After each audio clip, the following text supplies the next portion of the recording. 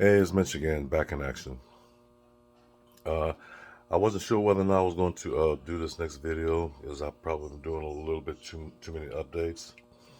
But I wanted to go along with this to let everybody know where I am with this. Made some progress, a little more progress, and I'm going to show that to you right now. Okay, as you can see right here, here's what I've done. I've done some little add-ons. I did the dining section captain's chairs here, which they're not dry fitted. They're sitting on small blocks of clay as to mark to see how much room I got. I've got the table right here just to see if I can allow enough room to for chairs to go in and out. But I did want to have these chairs to swivel so you can get in and out that way instead of going back and forth. Also, what I did is I did a sort of like a lounge chair right next to the bed. I did the bed. I didn't complete the pillow. I didn't put fabric on the pillow, which I'm going to do next. But that also left me with a dilemma that I was going to put the television right here, right above here, and just eliminate one cabinet here that I intend on putting. But simple fact that I've got everything going towards the passenger side, I decided to that the TV was going to go right there underneath the cabinets on the passenger side. I did right here. Here's my TV that I've done, and that's my TV, and it's gonna sit. It's gonna mount up against the wall of the back sleeper, way in the back, just below the cabinets. Excuse me. Once I get them installed, really didn't take me that long to do this. Probably maybe like, I don't know, about an hour to cut, sand, and paint. And it's a rather big TV. It's pretty much bigger than I probably wanted it. But hey, I put a lot of work into it, and that's that. It's gonna stay like it is. Because there's my fifth wheel, and I did glue on the bezels onto the back plate that goes up against the sleeper. I'm going to do the. I'm going to. Well, I gotta paint it first before I do anything. Before I attach any wiring to it, I'm going to start off with a base coat black and follow it with either silver or aluminum. But yeah, those are it right there, and I really had to make sure they were even with each other and straight, and that's pretty much how that is.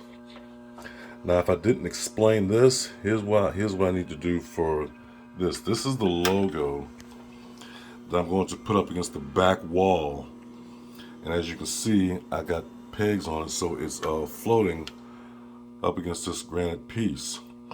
And what I plan on doing was turn around, and I'm going to install lights back here, 1, 2, 3, 4, 5, and 6 behind it. They're going to be pointing up against the granite piece, and I'm hoping to get something like a halo, halo lighting, backdrop halo lighting, and I gotta fix that. I ain't forgot about that. I gotta fix that. And this is going right up against the wall, right here. It's gonna go right up against this wall, kind of high up against the wall, and that's how that's gonna go. So I'll put that right there out of the way, and that's all I've got for right now. Yeah.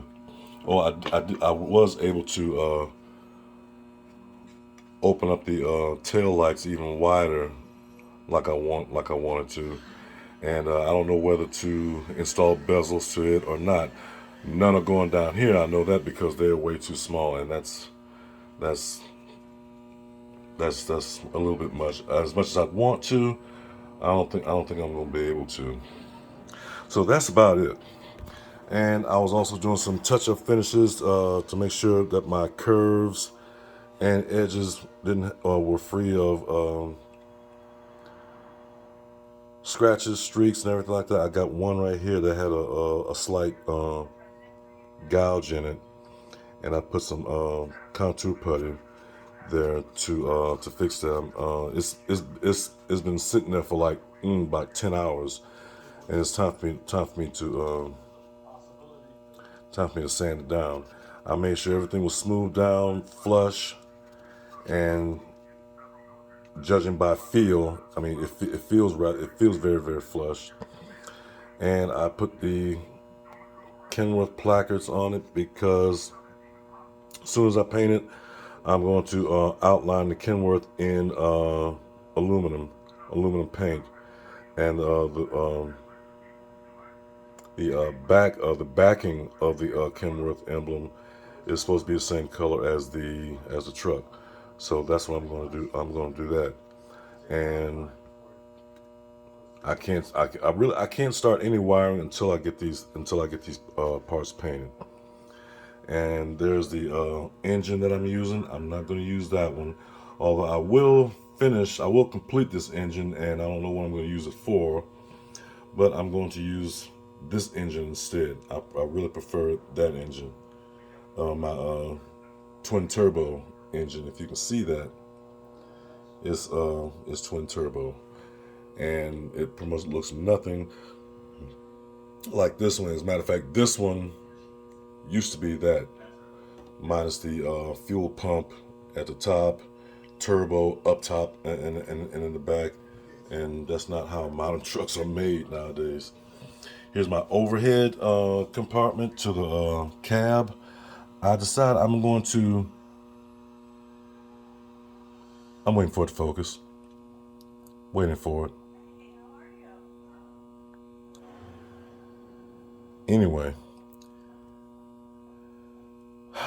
Anyway, it's a brick pattern that I'm going to put in the center right here. I do have some bubbles that formed up while I was painting. There it is. And I'm going to put a radio in the center, CB radio underneath. I'm also going to scratch build some sun visors under here, and I'm going to do a air horn. I think it's called a ripcord. I'm not sure, but I'm going to put it right there, just alongside the CB radio. There is the steering wheel,